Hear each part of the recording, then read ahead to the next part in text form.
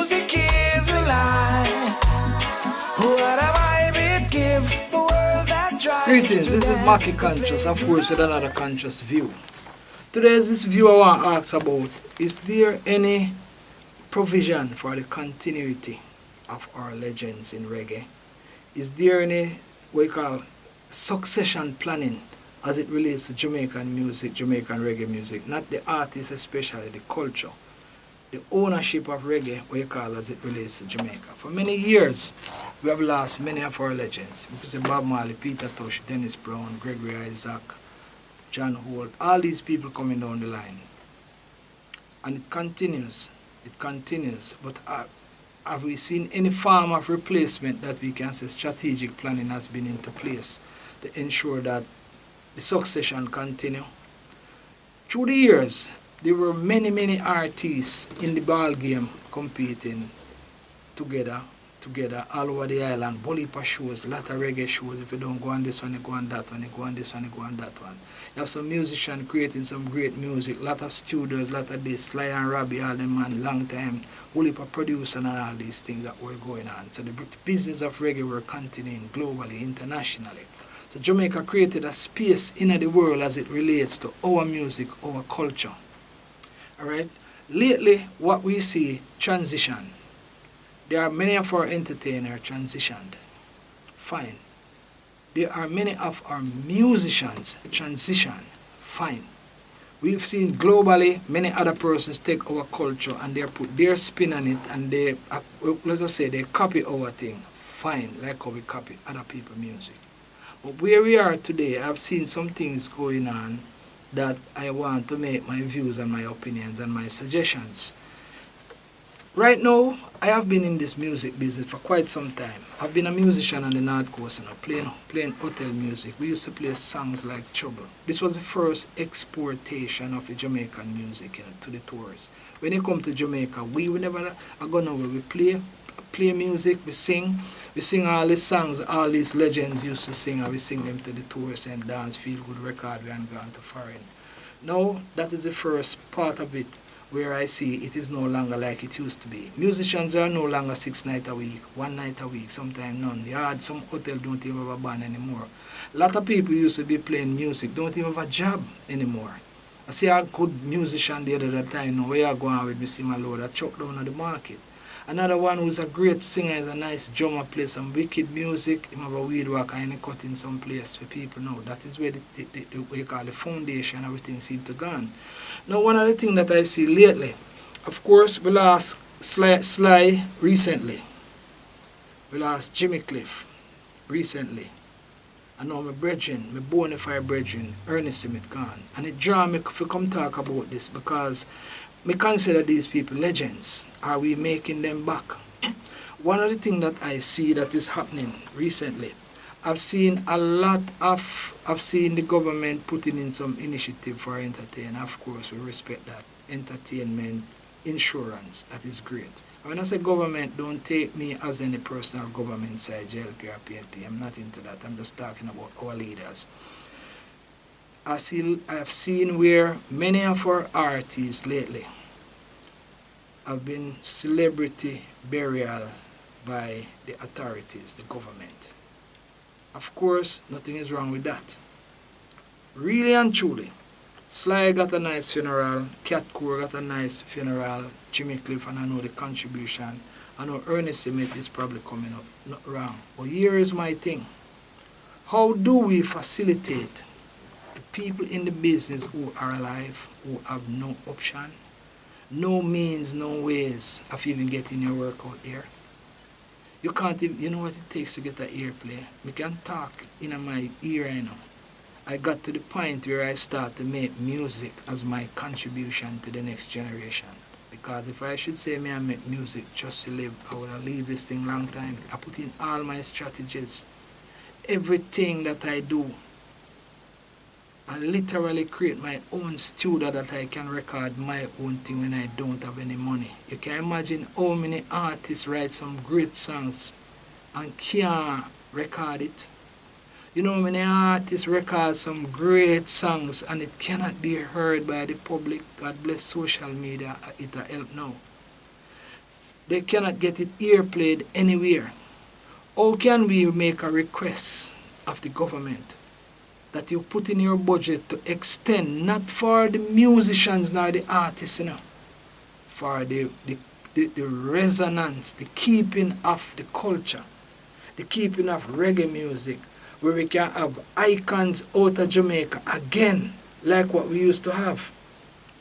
We don't have shows like there used to be, I remember one time, ton load of reggae shows across Jamaica, Portland, St. Thomas, Mike and Heritage, you have one, Yasu Safari used to have one, Rebel Salute, all kind of show. Culture Fest, this a fest, that fest, that fest. Now guess we are reggae music busy in Jamaica. 2 shows, 2 major events you call it. You have, of course, whole heap of parties and dance going up. So make we say authentic reggae music show. You have Reggae Sunfest. It's gone down to one night now, Rebel Salute. Never keep this year. The last time was one night, What next is going to happen to reggae? What next is going to be, if you have a job and you don't have a workplace, you really don't have no job. People are falling out of the interest of even becoming an artist, getting into artistry. So where are we replacing these legends? Are we burying them? Or are we burying reggae music? How about bury the artists but keep reggae music alive? Reggae music need to keep alive. It is the global thing that keeps us known. Everybody remember the Bob Marley. Everybody remember the Peter Tosh. But how do we ensure that the music can still have the foundation that we say is Jamaica? Are we letting out anybody? I would recommend that the government start put it in your budget to start investing and facilitating the culture, not the person. The music, not the person. And the persons are going to be. I see Cuba train a whole heap of doctors and export them to the world. Why can't we have a lot of music and we export the music to the world? Suppose we have a system where when people are doing their festivals around the world, you approach Jamaica, this arm of the Jamaica, and you say, all right, we have 10 artists that we would like to present here, there, and there, so that the music can be heard all over the place. If Reggae Sunfest have one night and a lot of artists, you know how many years I do Reggae Sunfest?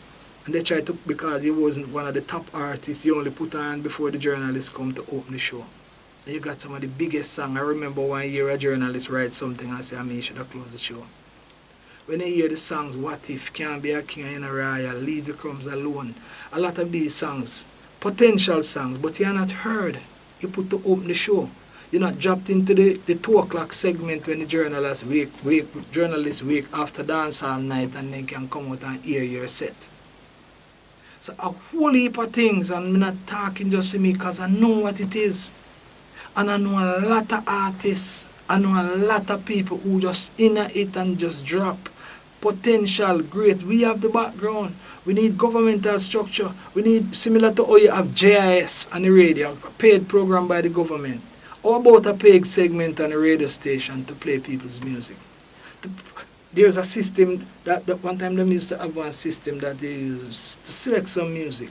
How about they have a system like similar to, let us say, you have festival. Festival is once a year, Festival songs are 10 days, After you win the festival, you die, Your song die, I enter festival several times. My first entry in festival was a song I wrote for Linford McIntosh. I produced a song, Country Life. You can check it on YouTube. It was in the top 10. It never win. The song die after that. 2015 I enter festival with a song, This Jamaica. 2015 I was in the top 10, nicely dressed, perform and everything. Never win. 2018 I enter festival with Big All Around with a song. Top 10 again. How much people know those songs? Where they go after 10 days of festival? Dead. I haven't even received anything that I could consider royalties from some of those songs. Nice big videos on YouTube. I do a song recently named Reggae Music is Still Alive. And I did this song strategically because specifically I realized that reggae is in need of existence to let the world know that it is still alive, and not just alive, but that it is still on the rock. Still on the rock in Jamaica. We are called upon the authorities, we are called upon the government. It's not the people you're doing it for, it's not we, it's not the artists them. We are doing it for the balance of the country. Where we can say similar, we spend a lot of money on athlete. Athletics is an individual sport, you know. When we hear that somebody win 100 meters, one somebody that, you know. If you spend some of that money that's spent elsewhere on entertainment, is whole heap of people one time. And when these people make a name and go to foreign, and they can at least come back home, don't you realize that all our entertainers are living abroad? If there is no workplace, you have to leave. Me probably soon leave too. If there is no workplace here, where do you go to work? Our entertainers are working from abroad. Musicians are playing. You want to do a tour, you select some musician abroad. Not even our musicians are getting the opportunity to tour with an artist again. So if we don't take back the foundation in hand and call it the music a form of exportation, where we own the music, we hold the culture where it is coming from. We are going to bury reggae music like how we are bury the elders. We are going to bury the people them. We need to put it in the budget of the country. I mean, I suggest that to the government of the day. This is Mackie Conscious. Reggae music is still alive. Let us keep it alive. Jalive. Remembering Bonnie Whaler, Peter Tosh, Dennis Brown, they wear a crown. Gregory Isaacs, Jimmy Cliff, just a tip of what we've got. And a lot of us now.